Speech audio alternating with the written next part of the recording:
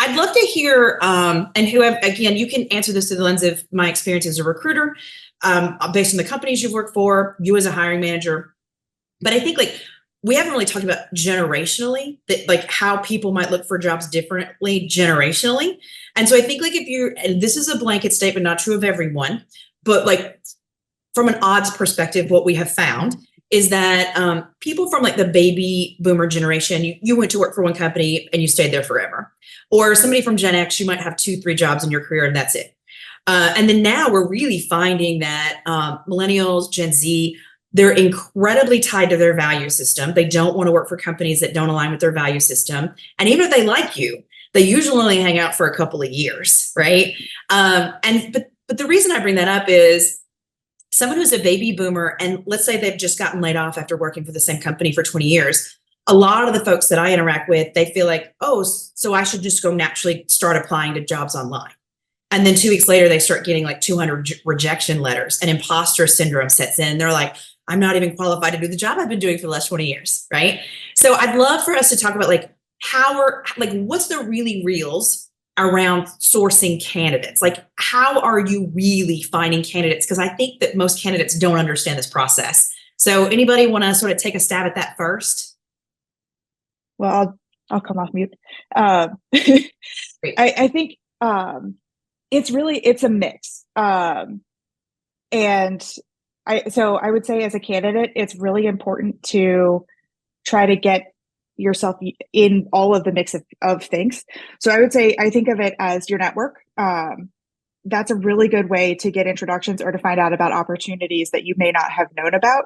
And a lot of times I think people who are younger in their career think they don't have a network. And I certainly did when I was young, and I was like, you keep saying, reach out to mentor. What do you mean?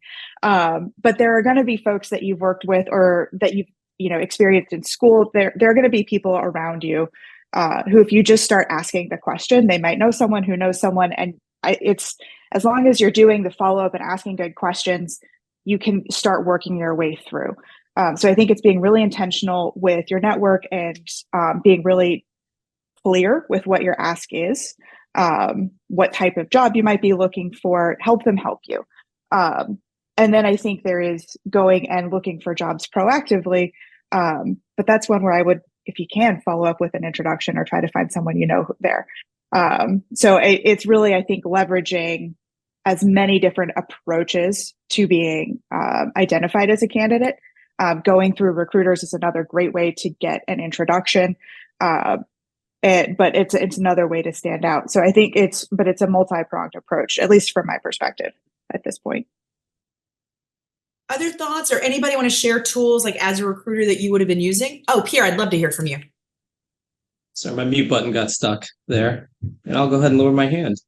So yeah, I definitely want to share a little bit from the mindset side of things. So I think this can absolutely be a really challenging process for individuals to go through when they find themselves in a position of, oh no, I need to now find a search. And what I found in my career, both as a recruiter as well as hiring manager, and even myself going through these, seasons of looking for my next opportunity, is I personally found less of an association with generations and more of an association with, it's just a really hard, unfamiliar skill for a lot of people. It's kind of like buying a house. When do you practice buying a house? When you buy a house, and you don't do that very often in your career.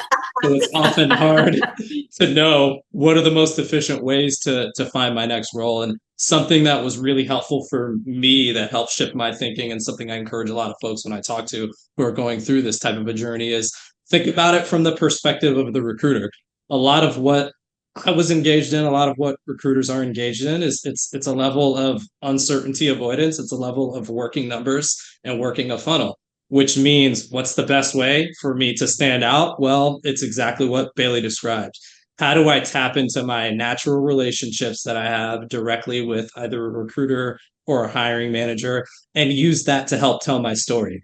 That way I have a bit more of a human-based path into telling a little bit about me, but also evaluating whether or not this role is a fit for me. Because just as we described and discussed in this previous conversation, 9 times out of 10 for most companies, all the stuff that's on the job description, that's only 40 to 50% of the story. So I think in summary, the opportunity really I encourage folks to pursue is, yes, work the easy apply LinkedIn button. Yes, submit the resume on the ATS, but more than anything else, activate your actual person-based human network to have conversations. You'll stand out more, and honestly, you'll learn a lot more, and it'll be a lot more engaging for you as you navigate that process. Thanks, Pierre. And you're right. You're right. Like, I did not mean to say that like one generation has it easier than the other. Like finding a job, ooh, it is like, and that's the thing. Like I've chatted with clients that are SVPs. I've chatted with clients that are COOs, that are marketing VP, like at the highest levels of the organization. And like that imposter syndrome is still real. The inability to understand the process is still real, regardless of how smart you are, no matter what level of the organization you are. Like this is a mystery to everyone, which is why I'm so excited we're having this conversation. Rob, you have some stuff you'd like to add?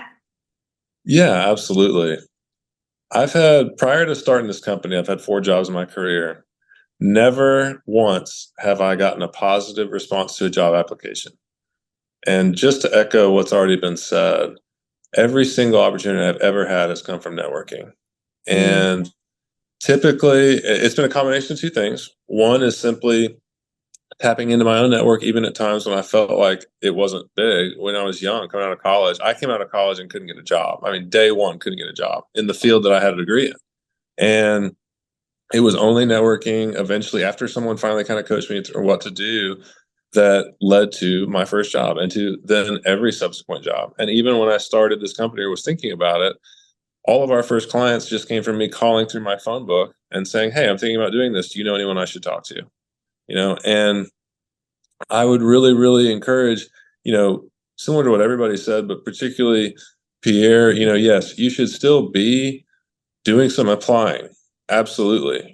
Especially if you're, well, not any especially, you should absolutely be applying. You have to have your resume tuned up, ready to go. Ideally you can talk to somebody like Kimberly who can help you do that. If you can't afford that, then, pursue other resources. There are some free things out there that can, do something for you to help. But at the end of the day, sorry, I got an incoming call. Okay. At the end of the day, your network not only is going to be your most likely source of help, but also you'll be shocked at how much you learn by simply having those conversations and just talking to people. And however bold you're willing to be, more so is just going to give you more opportunity. If you're willing to go to a local chamber of commerce lunch, that's probably the scariest thing in the whole world, right? But if you're willing to do that, you're going to really stand out because most people aren't willing to do that. If you're willing to just look for free local networking events that you can go to, but even as simply as calling people that and just saying, "Hey, just 5 minutes. Hey, I'm looking for a job. Do you know anybody I should talk to? Can I send you my resume? Can you give me any suggestions of, where to go?" I sat down on Friday and had lunch with a young man who I used to coach in basketball, and he just graduated college, and we were talking about, next steps in his job search. And I was like, I think also too, again, whether it's the laid off thing or it's starting a career, you're not sure what's next. There's a level of uncertainty, of course. There's some fear at times that sets in. I was like, dude, we're talking about your network and you don't think you have a big network.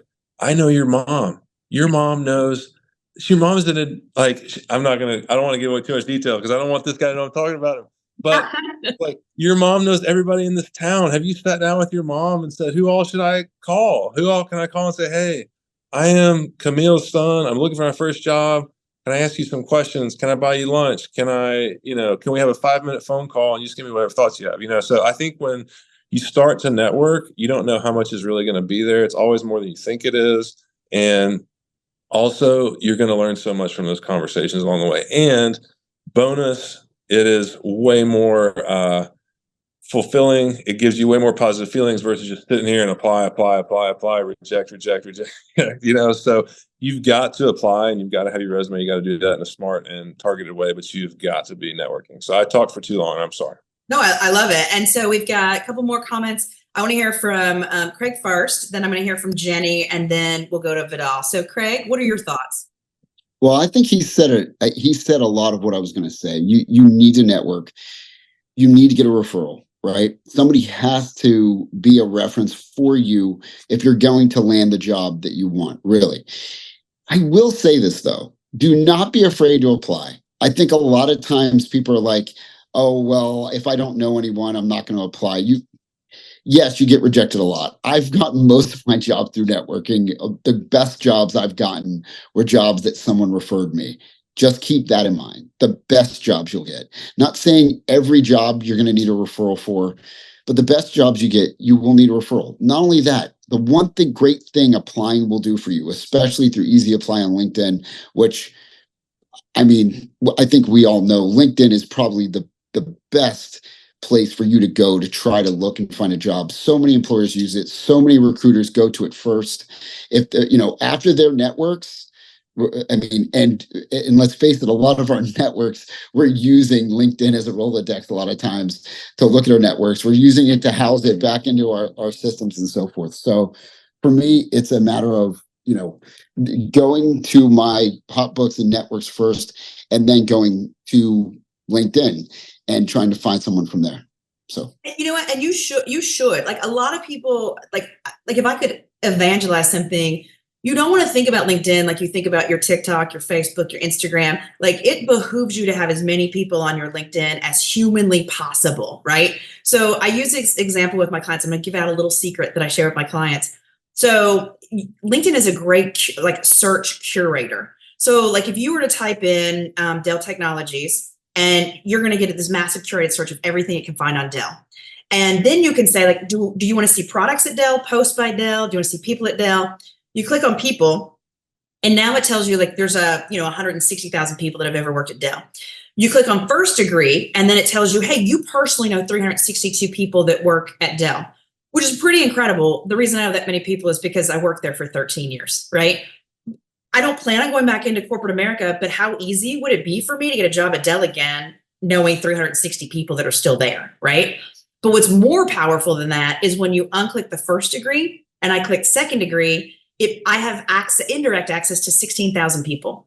So there's 16,000 people that I don't know, but someone in my network knows them. So just like the example that Rob was giving, where you're talking about someone young who's new out of college, they feel like they only know fellow folks that are getting out of college, but hey, my mom knows 5 million people. Hey, I'm going to go check out my mom's connections, right? Jenny, I know you've been waiting for a minute. I'd love to hear what thoughts you have.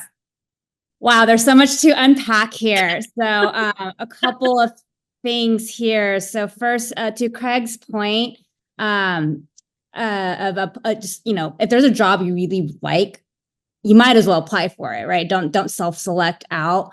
So I think this kind of, what I was talking about earlier from a hiring team's perspective of diversifying their efforts, I think same thing applies for an applicant. If you're only trying to go after jobs in one way, you're losing out on some opportunities.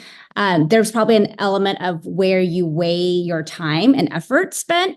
I would still gear heavily towards networking, like everyone says, versus spending bulk of your time applying. But diversify your efforts, and it's not either or. Do a combo, 1-2 punch of it. Just follow up in different ways. Be a little bit creative there. The other thing I wanted to touch on too was Bailey mentioned using your network and getting those intros, and I definitely think like the warm intros is ultimately what matters. So if you know someone, that's always going to be best and top. And I think about like anytime I've ever had a role, in some cases the job description is not even written yet, and I ask some friends of, hey, I'm hiring like a product manager, who do you know, right? And the job description is not even posted yet, it's not even written yet. So I think those are some things where if you have a warm intro, that's always going to be best. And if you don't know the hiring manager or know someone at the hiring company, as others have mentioned, like creep your way into that, find people who do know somebody that can kind of help you slide into their DMs, like, as the kids say. Do they still say that? I don't know. And I say this, not only not only doing so, but being smart about how you ask for help. So one thing you talked about, Kim, was generationally the difference. And I get a ton of messages all the time from new grads asking for help getting product management roles. And the thing is, I think someone gave them that advice once, but they didn't give them advice on how to do it effectively. So I get a lot of these blanket messages, and I'm sure all of y'all do too, where it's just, hey, can you help me get a role? And it's just kind of like, I don't know you. I don't know how to help you. What kind of role are you looking for? Also, I'm not a recruiter anymore, but I'm happy to is there someone you want me to introduce you to? Those type of things. So I think for the younger generation coming out of school, it's not just networking, but it's how you're networking, which means how can you build a connection with a person and get to know them, and so they can get to know you, and then be explicit. I call it just kind of serving yourself up on a silver platter. How can you be explicit in asking for help? What do you want from this person? Why is this the best person to help you? What are you looking for? Are you looking for introduction? Whatever it is, but do the work first and then make it easy for the other person to help you and tee you up for it, right? I think generationally, that is one thing that's a little bit different. And then on the other end of the spectrum where you have older candidates who've been in the workforce much longer, the biggest piece of advice is take some time before you just dive into, this flurry of applying and whatever else. Take some time to learn what's changed. Just take a moment and unlearn what you've learned, what you knew to be true before. It's a little bit of a different landscape now, and just be willing to adapt and, know that people are jumping jobs more than they used to. And it's not that big of a deal that you got laid off, because a lot of people are getting laid off. You know how to use your tools. Even someone I knew recently came to this world of applying for jobs, and they spent so much time and effort doing it. And I kept telling them, stop spending so much time doing that. Go find the hiring manager and just start dropping messages. And the moment they switched that technique, what a game changer that was. So use those tools out there. Take that advice. Do listening tours just related to how to be more effective in your search, and just take that moment first before you just start cold applying. And I think I'll add on this, and then I'm going to turn it over to Vidal, and then I'll go to Pierre. I think we've talked about networking. We mentioned referral links or referrals, but I think one thing that needs to be underscored is the fact that a lot of organizations have formal referral programs where you either put the name of the person in the application, or they give you a link. That's critically important, because in a lot of different companies, it puts you in an entirely different pool. So the 5,000 people that applied go over here, and then the 2 or 3 or 20 people that are referred go over here. And recruiters know, generally speaking, it's a higher caliber of candidate. In fact, I believe, and Craig, I'll get to you in a second too, I believe Craig actually got his job at Meta through a referral from someone, right? We'll come back to Vidal. So Pierre, if you want to come off mute and give your wisdom, that would be great. Yeah, I just have so much energy around this topic. I had to go twice. This touches on something Jenny shared, and the key word that really jumped out to me that you said, Jenny, is networking. I think what we're really talking about here is how to think differently about networking and reframing the act of networking, which is, I'll admit, I was always somebody that networking felt a little slimy. It felt like I'm walking around a room and shaking hands and slinging business cards. And really what we're talking about is creating relationships and exploring possibility. It literally, and I think this is true of business, business is literally the act of people coming together to serve other people and create value with each other, for each other. And I think we forget that sometimes. The job search process is an opportunity for a person who's looking and having conversations to really express that and to be intentional in those conversations, just like Jenny shared about being specific about what they're after, but also making sure they're asking questions about how they can serve, how they can give, how they can create value. Literally, tactically asking things like, hey, tell me about your goals as an organization. What are you hoping to accomplish with this role? And really using that as an opportunity to craft a unique story around how they may be able to step in, create value, and speak to those challenges. That would just be one additional piece of advice I'd encourage any job seeker to take and think about this in a much more human, real way. I love that. Vidal, are you? Let's see if we can hear I'm here. Oh, great. Well, Can you hear me now? I do. We'd love to hear from you. Yeah. So, I mean, I totally agree with the whole importance of referrals. I mean, that is, that's like a best in class advice, and, you know, it's highly recommended by everyone. But this was true even before like AI came out. And so, and since we're talking about AI, what I wanted to mention is a couple things. I think is there's a whole class of tools that are available now, which I don't recommend, but they exist, which help you apply in mass to many jobs, right? They automate the spray and pray approach that lots of candidates use. And while you may say, well, you know, I can tell that these resumes and cover letters are written by an AI, soon you won't be able to, because these tools are only going to get better. And I'm not really sure how recruiters are going to deal with that super amazing personalized content, which will get better. So with that said, I think that networking will become more important because all those other avenues will become super saturated. I mean, they're already saturated, because I agree, to get a job at a big tech company, it's very hard to get it if you apply. It depends on the kind of company. So anyway, I think networking will become more important. But it always was important. Thank you. Thank you for that. I appreciate it. Craig, you had a thought as well? Yes, just going off of what you said, and first of all, Jenny it was so right on what she said.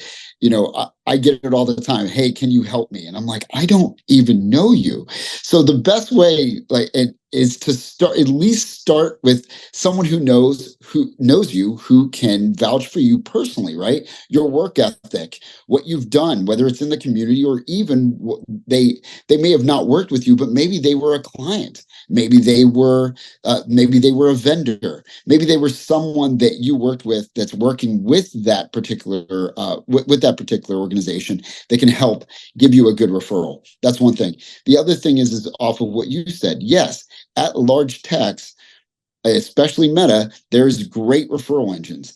And most people do get treated differently. You at least get a phone call and a contact putting your name into the referral engine. So a lot of times reaching out to someone that you even, I don't want to say semi-know at that organization that can put your name into that referral engine, it is going to come back on you, where at least you'll get a phone call and get a chance, get in front of someone and turn that into the role. That's actually what happened with me at Meta back when it was Facebook. And I interviewed with them. My name was put in the Facebook through someone I knew through my wife. And that helped me just get in front of someone to interview well and then get the role. Thank you. I love that. So one of the things that Pierre said, it was like, you know, sometimes like we think of recruiting, and sometimes it feels slimy. You know, I think a lot of people, they hear the phrase networking, they have no idea what it means, right? And I think a couple different things. I think one, for any candidates out there, there's always an opportunity for this to be reciprocitous, right? So like, not only what can someone else do for you, but how can you help them, right? So one of my clients that I'm working with right now, he's literally like Tom Cruise from Top Gun. He is a ex-fighter pilot.